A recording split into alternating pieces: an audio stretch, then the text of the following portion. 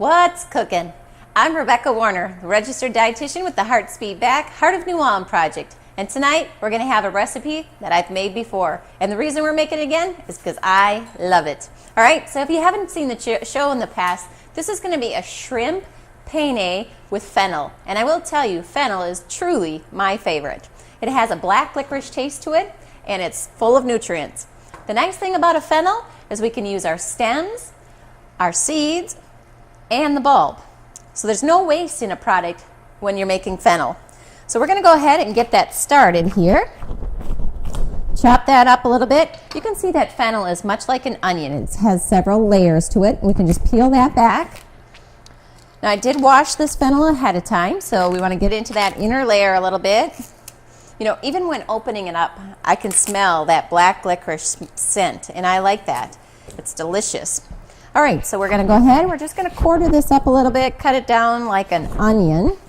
You can see all the different layers here. It's going to be full of nutrients, full of flavor, and is really very unique when added to recipes.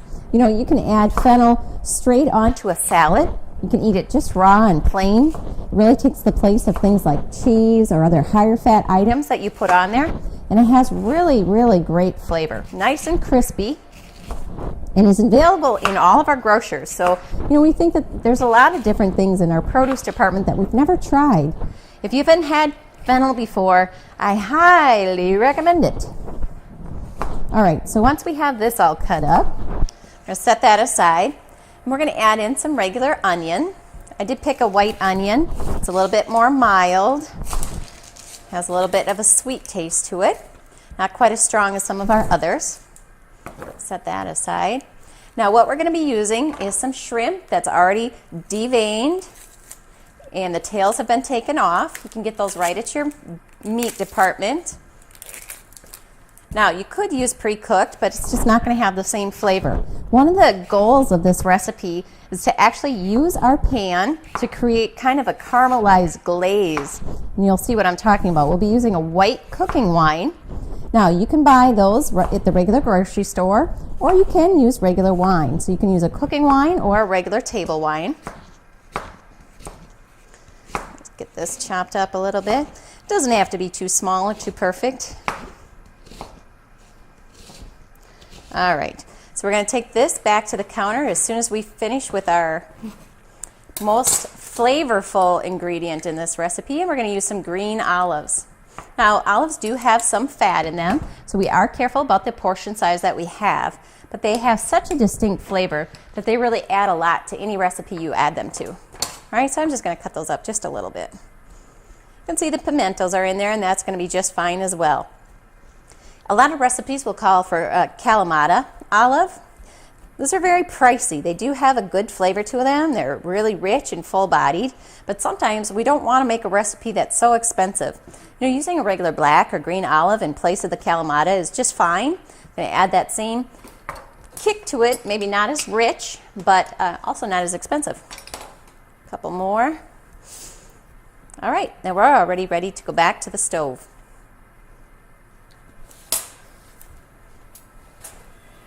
Okay, so the first thing we're going to do is we're going to actually make our shrimp separate from our vegetables here. We're going to add just a little bit of vegetable oil. You know, many recipes will call for strictly olive oil. Olive oil is very high in our poly and monounsaturated fats, and is a great oil to use. However, again, that is going to make an impact on our budget. Vegetable oil, too, is also high in poly and monounsaturated fats. It might not be quite as high as in antioxidants as your olive oil, but it's going to definitely fit a budget a little bit better. So feel free to make that substitution if you need to. Once we get the bottom of our pan coated with our oil, we're going to go ahead, take our shrimp out. Like I said, these are already deveined. They've been rinsed. The tails are already removed, so they're ready for the pan. We're going to just toss those in there. And these are going to cook very quickly. Now, you could actually buy, like I said, these pre-cooked, but you are going to pay a premium. And this is just so easy to do that I hate to see you waste that extra money by not cooking these at home. And I like the shrimp, so I'm going to add a couple more in there. That makes for a bigger, more portions out of this one meal. You can have 1/2 to 1 pound of the shrimp in this. Very easy to make. We can see they're already turning that pink color that we're familiar with when we're making shrimp. Let's get those moving in here a little bit. It really only takes about 3 to 5 minutes, and you're going to see that these are going to be done very quickly. That little bit of oil gives it just the right kick. I'm going to let that, you can see they're going from that gray to the pink or the orange very, very quickly. We do want to keep these moving. Because they are so thin, they will burn very quickly. So this isn't something that you can leave and come back to. You know, we've only been at this about a minute to a minute and a half, and we're just about through already. At the same time, I do have my penne started, and I think that's just about done. I did pick a vegetable penne pasta. We actually get a full vegetable serving just in our pasta. When you're looking for pastas, you can make those choices. Look for the whole grains. Look for the vegetable-based pasta. We don't have to have those enriched white flour pastas anymore. We can improve our overall health without having to change our diet.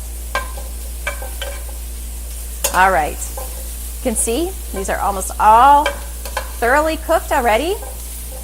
And this saved about $4 a pound at the meat market. Getting those that weren't cooked already and spending these extra 3 minutes at the stove. I can't think of a better deal at the grocery store. All right, we're going to go ahead and take those off. We're going to put them in a bowl here. We'll let those cool off just a bit. And we're going to be ready for the rest of our ingredients here. Okay, so then we're going to go ahead. We're going to add just a couple more drops of our oil to make sure that bottom of the pan is nice and ready to roll. Get that moving around. And we are going to add in those olives, that fennel, and onions. And just like the onions, we want that fennel to come out. We're going to make it a little bit more opaque in color. That's how we're going to know that those are done. And I do want to add just a hint of garlic. We know that garlic is one of our great heart-healthy foods. It's going to add some nice flavor in here. All right, so these are going to just take a few minutes. We're going to soften those up. The Heart of New Ulm will be featuring our community summit coming up. That's going to be on October 29th. Will be held at the New Ulm Event Center. We'll be featuring Joe Piscatella. He's going to give us a good summary of making heart-healthy decisions. He's actually survived coronary heart failure and has made positive changes in his life.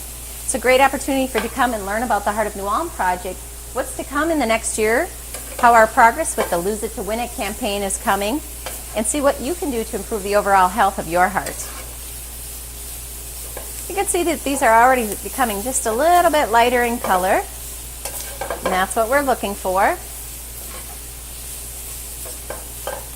I'm going to give it a couple more minutes here. Add that up. Now, we've been watching the cooking show for quite some time, and hopefully you've made positive changes to your diet as well.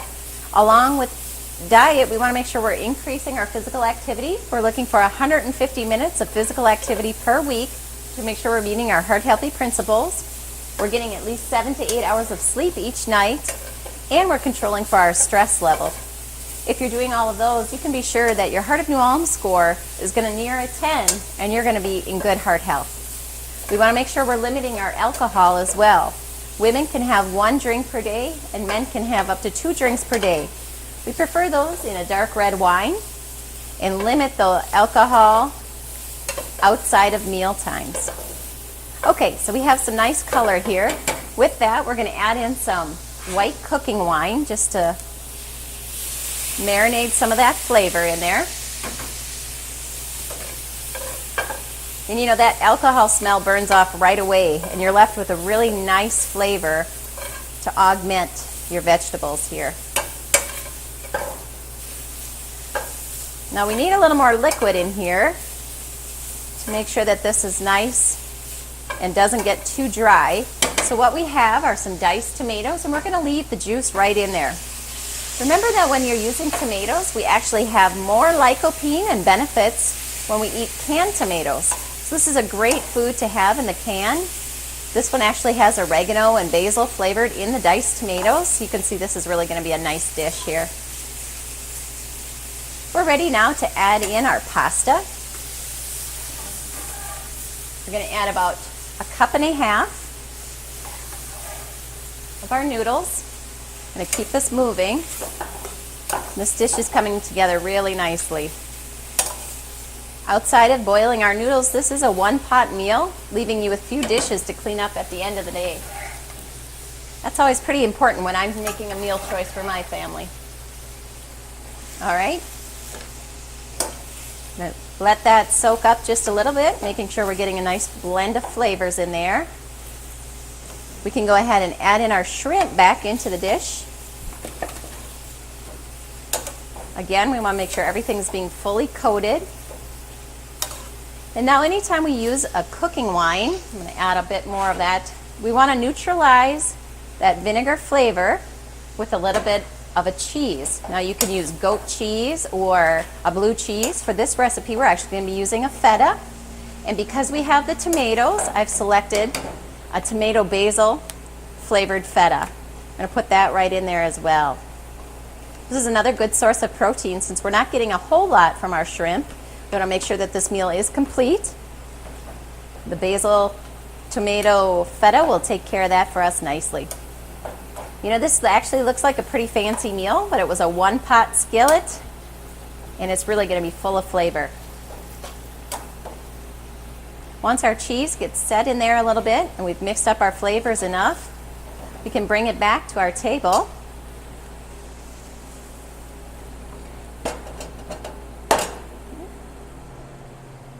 And that's it. This meal is already complete and set to go. You can see that we're ready to serve this up. And we have a great, delicious, and very unique meal. My favorite. So I'm about to eat. We'll see you at the next recipe. Welcome back. Our second recipe is going to be quick and easy. So many times you've been hearing me say, add couscous. Try the couscous. Let's have some couscous. Well, tonight we're just going to walk through a very easy couscous recipe, and I want to show you how easy it really is to make it. If you can just give it a try, you're going to realize that, hey, this is something that I can make a staple in my diet. Remember, couscous is a little bit lower in carbohydrates than a regular pasta, higher in nutrients, and does contain fiber. So it's going to be an overall better side instead of an enriched white pasta. So let's step to the stove, and I'm going to show you how quickly and easy this really can be made. All right, so all we need to do is we're going to add some broth. We're going to use 2 cups of broth. This is a low sodium chicken broth. Add that right into our pan. We're going to heat that up, and then we're going to dump in the couscous. That's it. Nothing too complicated about this process. We'll add a little extra. Now, because we use the low sodium variety, we're not going to exceed those standards that we're looking for on our heart-healthy diet. Let's go ahead and wait for this chicken broth to heat up. We'll add the couscous, and we'll be good to go. While we're waiting for that, we're going to chop up some of our vegetables. The nice thing about couscous is you can add just about anything you'd like. Today, I'm going to add in some cucumber. So I want to cube this out just a little bit. I am going to leave the skin on. It has a little bit more nutrients. I'm going to add some nice texture and flavor. Couscous alone is low in flavor, so you can really doctor it up any way you'd like. It's a great opportunity for you to add in some more vegetables, more fruits, which we're going to get both of in this recipe. Remember, all of our recipes can be found at heartsbeatback.org. Every episode can be re-seen, and the recipe is provided for you next to the link. So don't feel you have to get all of our ingredients written down. Just visit our website, and you'll find that information and plenty more. All right. Now, you can add pretty much any vegetable you'd like. Right now, the cucumbers are really in season. They're nice, fresh, right out of the gardens. I'm going to add some green onion, or also called a scallion. There we go. Cut off these ends. I like to keep the rubber band on even after it's been washed. It helps me chop these up just a little bit. Keep it all together. Now, with a green onion, you can actually go up quite high. We do see a lot of product waste with green onions, but you can cut it a lot higher than you're used to. All right, let's take a break from this. Our chicken broth, has already started to boil. So let's go ahead and add that couscous in. It's going to take about 5 minutes for it to be completely absorbed and ready to go. Add that in there. We'll give it a little stir.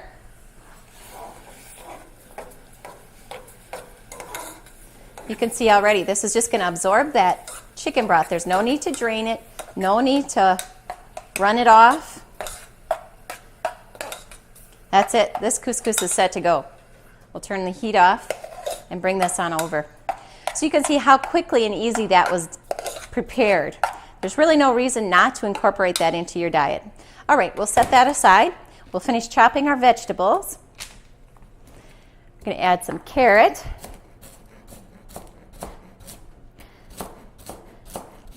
Again, these are coming up fresh from our gardens. Try to put all your good vegetables to work at this time of the year. We hate to have any of our vegetables from our gardens go to waste. Finding new and creative ways to use those vegetables will help you find fun recipes that your family will enjoy, and you'll enjoy that extra flavor. Dice this one up. Now, with this recipe, we're going to be adding some dried craisins or dried cranberries, and that's going to add a sweet flavor to this since we are having quite a few vegetables in here. And then we're going to be creating our own balsamic vinegar dressing. Okay, so let's go ahead. We have our couscous ready to go. You can see we can just fluff that up a little bit. Then we're going to add in our vegetables. We're going to add our carrots and our green beans. We're going to add our cucumber. We're going to mix that up. We're just going to put in whatever we think is going to be the right amount. I like to go heavy on the vegetables. These didn't need to be cooked. We are going to have those nice and fresh. Add some more cucumber in there. All right. That looks pretty good. We're going to add in our craisins. Remember, craisins are a dried fruit, so we do want to watch our portion size just a bit. They are high in calories once we exceed our 2 tablespoon portion size, so a little lighter on those. And now we're going to create our little dressing, and we're going to add 3 parts oil and 1 part red wine vinegar. Okay, we're going to mix that up. Here we go. And this is the dressing. That's it. So if you're paying high dollars for a balsamic vinaigrette dressing, go ahead and make this on your own at home. Easy enough, a lot cheaper, and you can really control the flavor. All right, once these are mixed together, we're just going to dump that over the top of our couscous here. Mix that up. That's going to help separate your couscous. Keep it from clumping it all in there. All right, so now that we've got it really well mixed up, you can see we could probably use a few more vegetables in there. We're going to throw a couple extras in. And that's it. This is a really healthy side in place of our potatoes or pastas. And you can see it has a lot of great color. It's going to be full of flavor, and we're going to get our full vegetable and a fruit serving. What more could you ask for? And that's it. Our second recipe of the day is easy and done. And that's it for this week's episode of What's Cooking. I'm Rebecca Warner. I'll see you next week.